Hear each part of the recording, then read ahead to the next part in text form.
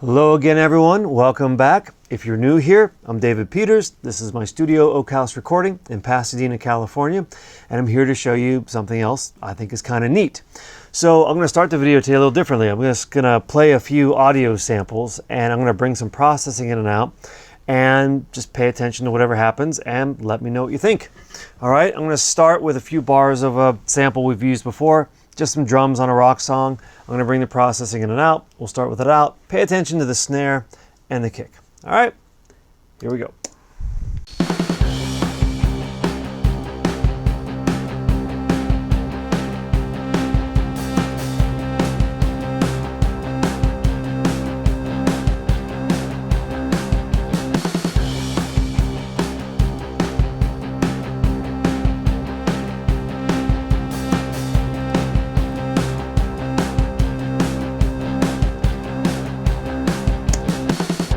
All right, you got that in your ears? Let's do another one. This time we are listening to more of an orchestral piece. This is a song of mine that I'm kind of rehashing at the moment. Listen to the strings. They're kind of lost in the soup, but I'll apply some processing. Let me know what you hear. Starting with no processing. And enter the strings.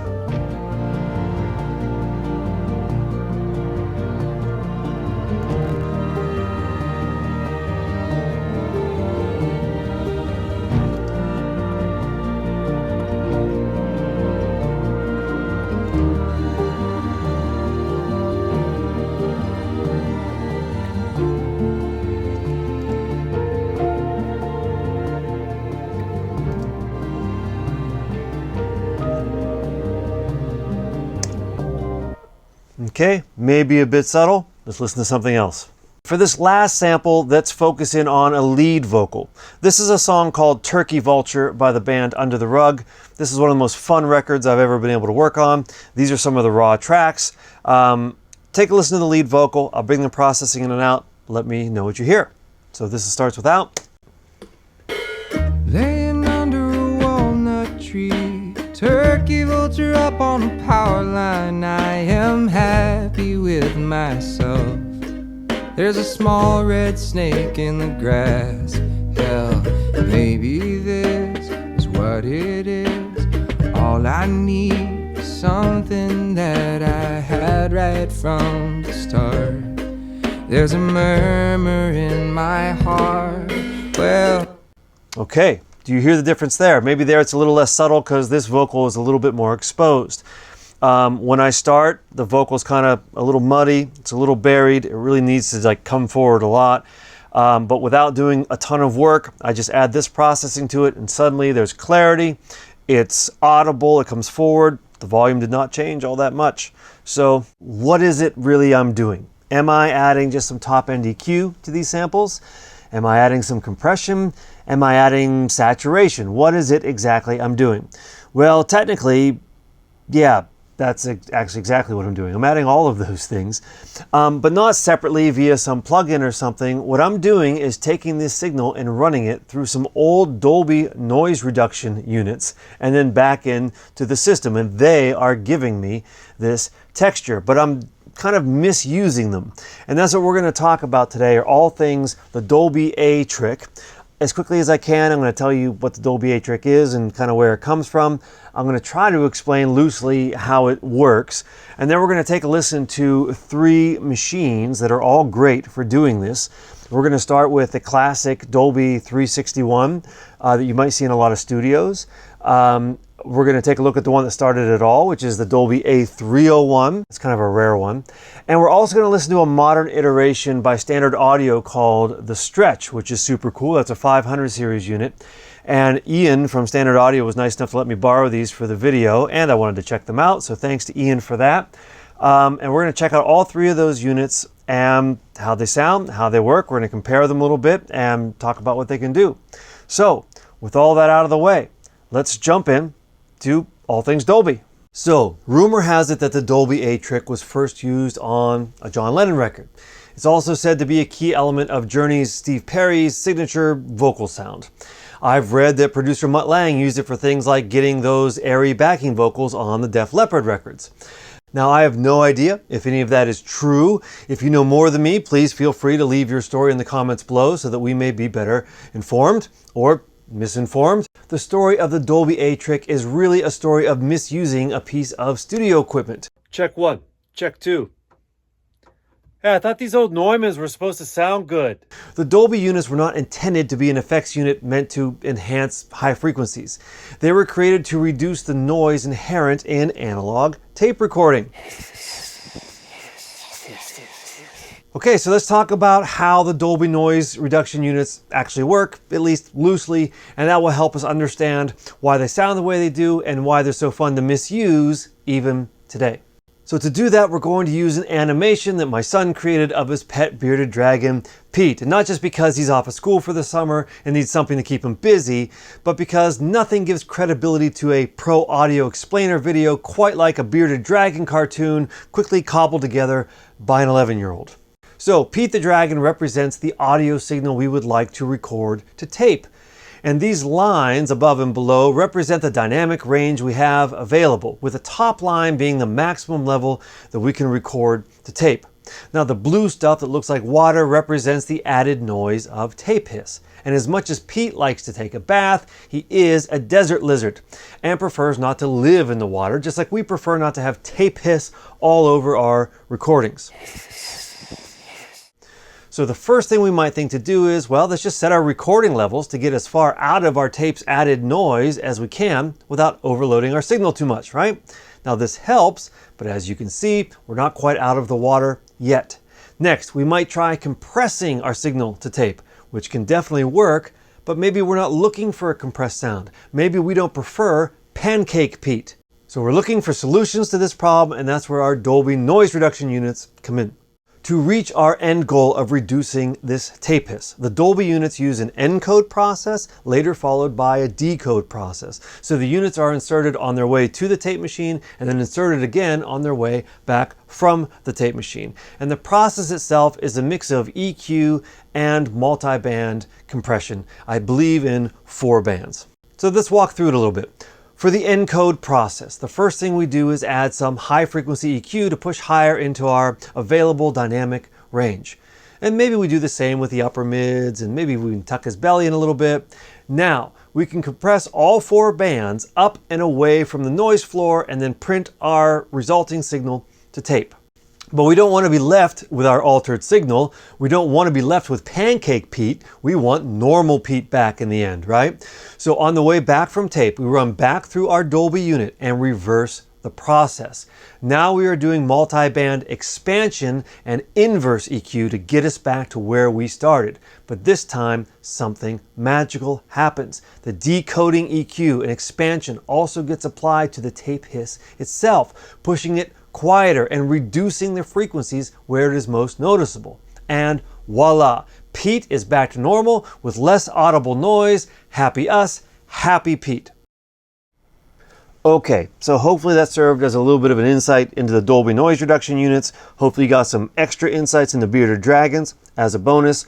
But the real question is, how am I using them here? I said earlier that they are being misused when I do what I'm doing here, and I'm not printing the tape. So what's going on?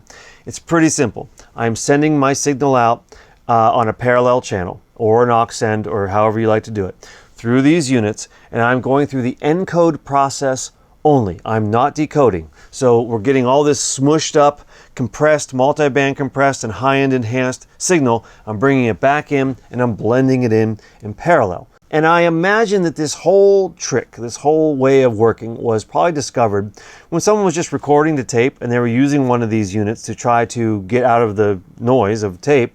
And they probably played back the tape without decoding the signal, bringing it back to normal. They probably heard that encoded signal coming back at them, and they heard all that multiband compression, they heard all that top-end enhancement, and they said, whoa, that's pretty cool. In this context, this is really working, let's use it. So, and then that trick caught on, and here we are today. So, with all that out of the way, now it's time for the fun part of the video where we're going to go check out our 3 units here. We're going to check out how they're the same, how they're different, compare them a little bit. That's it. Ready? Let's do it. Okay, so let's go to the one that started it all. This is the Dolby A301 noise reduction unit. Now, with the Dolby units, most people do not use them stock. What they're really looking for is what the high frequency bands do. So what you do to change that on the 301 is you take these cards, these two particular cards out. And what that does is remove all the processing on the lower bands. It leaves the low end alone and you only get the high end accentuation. Okay, we're going to take a quick listen to it on our drum loop here, and we're going to see the difference in the sound. Now I kind of dig it stock with all the cards in because it has this, it kind of blows up the lows and mids in kind of a fun way, it kind of distorts. Let's take a listen to RCA 44 just sitting in the middle of a kit of this drum loop we're used to, and let's take a listen to what it does. Let's start with it out.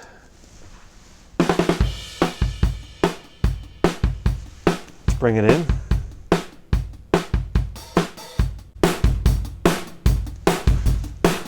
That's pretty cool. Check out what happens when I remove the card. Now we just have that top end that Dolby is famous for.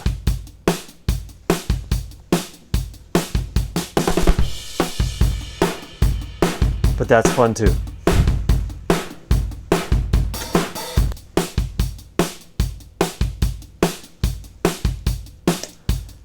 And that is the basics of the 301. Okay, so here we are over at the classic 361s. These are the ones you see most often in studios. I have some cartridges that are stock, and I have other cartridges that I have manipulated to only give me the top band. So to show you the difference between the sounds, that's why I have a modified cartridge in the top and I have the stock cartridge in the bottom, and I will be able to flip between those on our drum microphone sample. All right, so here we go. That's with nothing. We'll start with the bottom one. We're going to start with the unmodified Dolby cartridge.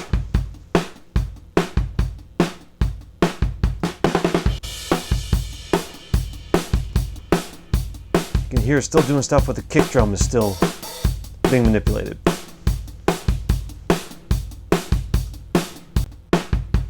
Now let's try the top cartridge that's been altered.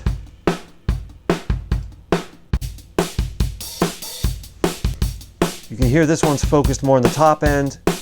It's leaving the kick drum alone.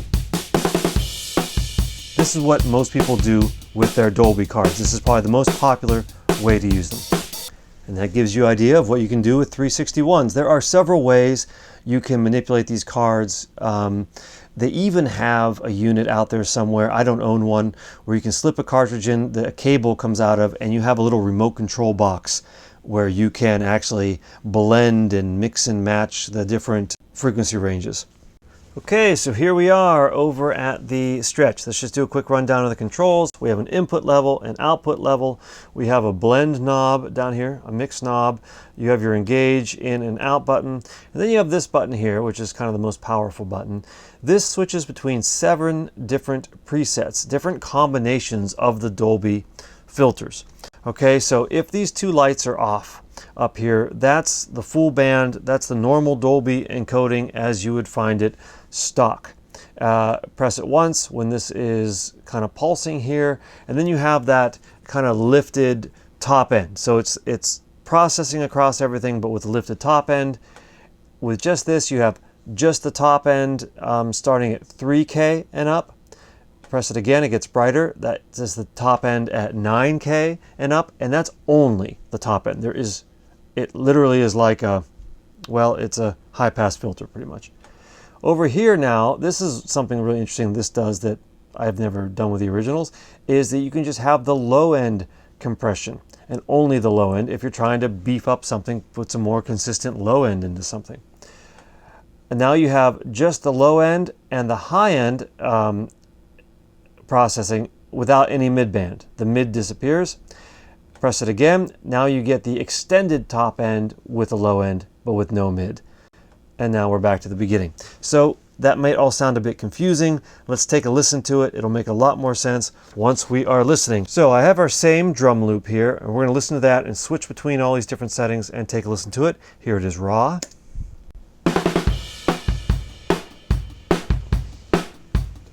We have our first setting, which is stock Dolby setting. Let's just engage it. Now, I don't know about you, but that's just a cool sounding compressor generally. Fun. Don't even have to think about the Dolby Trick, just use it for fun. Of course, you can wet dry it.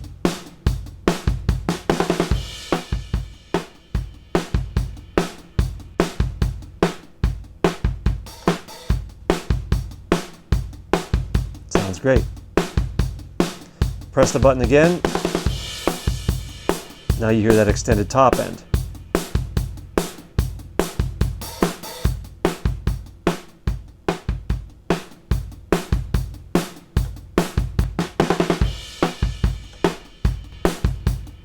Okay, press it one more time. Now you have only the top end from 3K and up, nothing else in the signal. So if you don't want to add anything else to your signal, just top end, this is the setting you'd use. Again, let's use the mix knob, just blend a little bit of it in.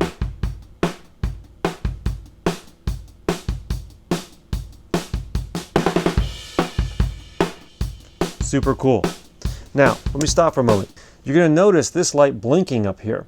That is a threshold indicator. That means the audio level coming into the unit is reaching the threshold where processing begins. Okay, so I didn't mention that before, but I'm mentioning it now. When this is not only the button you push to switch between your different presets, but it is also a threshold light. Okay.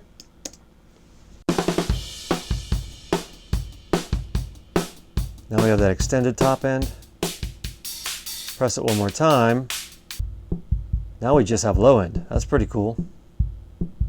Let's blend that in.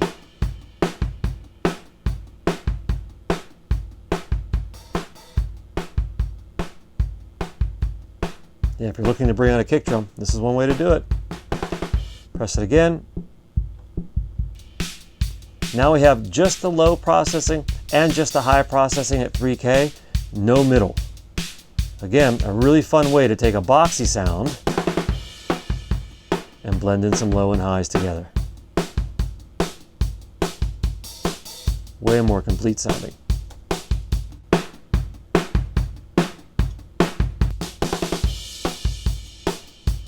Press it again. Now you have the extended top end. So you have the bottom, no middle, the extended top. Dry.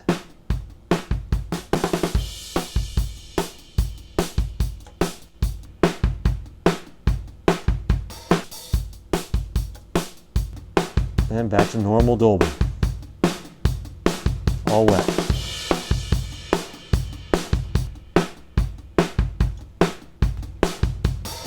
That's the stretch in a nutshell. Okay, so let's put a bow on this whole subject. When would you use something like this? I tend to turn to it whenever I'm looking to brighten up a dull source or to get a little extra clarity. I definitely use it whenever I'm looking for some really consistent high end. There's a lot of times when your sound has plenty of high end in it, but it just kind of comes and goes. There's spots that jump out with high end and there's spots that kind of get buried. And if I just EQ top end into it, all those spikes in top end are going to come up too, and I don't want all those. What the Dolby unit does is it gives you really compressed, consistent top end, and you can blend that in, and it kind of helps finish out the sound in a more consistent way. Okay, so that's when I tend to use the Dolby sounds. As far as the 3 units are concerned, I think as far as flexibility, you cannot beat the Stretch. It's got those 7 different presets in it. They're all very different. The mix knob is fantastic. It's just a really flexible, usable box and a nice small package. I really like all that. I've heard some people, even will put whole, instrument groups or even whole mixes through this thing and just blend in a touch of it as a bit of a mastering tool. There's all kind of things you can do with that unit just because of its flexibility. And that's what I love about it. The two classic Dolby units are also great. They have a slightly different sound to them. They all have a very similar action happening, but they all sound slightly different from one another because they're different boxes. The 361s have the benefit of being easy to find and inexpensive, and those cards are inexpensive, and then you can manipulate different cards to do different things. It's not as easy as having a preset switch like on the Stretch, but you can get several different cards and get different sounds. The 301, I really love the tone and texture of it. It's just got some big old transformers in it. Just happens to sound pretty sweet because of that. And it's pretty easy to pull that one card in and out, but that's all you get. You get the one card in, you get the one card out, and that's all you get. So it's also the most limited of the three. So they each have their strong points, and they're all great. I would take any one of the three and love having them. It's definitely something I do often. There are also plugins that emulate this stuff. So there's plug-in ways to do this. You can also just do a crazy multi-band compression and lifting your top and seeing if you can find something there and blending that in parallel. That's a way to do it in the box with just tools you probably already have without spending any money or wiring anything else up. So there's lots of ways to go about this trick. I think it's a super useful trick. I use it all the time in all kinds of ways, and so I wanted to share it with everyone here. So let me know what you think in the comments below of the Dolby A Trick. Did you dig it? Is it for you? Which one of these boxes spoke to you the most? What didn't you like about it? Where don't you use it? I will say, it's one of those things that is very easy to overdo. Every time you enhance something, it's like, ooh, that sounds better. And then you enhance another thing. Ooh, that sounds better. And suddenly you have this crackly, overly hyped, kind of false top on everything. So the Dolby Trick is definitely something to use it minimally. And always, you know, return to your references, whatever you're using to like reset your ears, and just keep going back and forth. I found that I tend to lean into it too hard at first. So I've learned to kind of, you know, less is more with this, but it always does help. Okay, that's it for this for now. We'll come back with another video on more fun stuff in the racks later. If there's something in the racks that you see that you want to know more about, let me know in the comments, and I will hopefully eventually be able to get to it. Goodbye.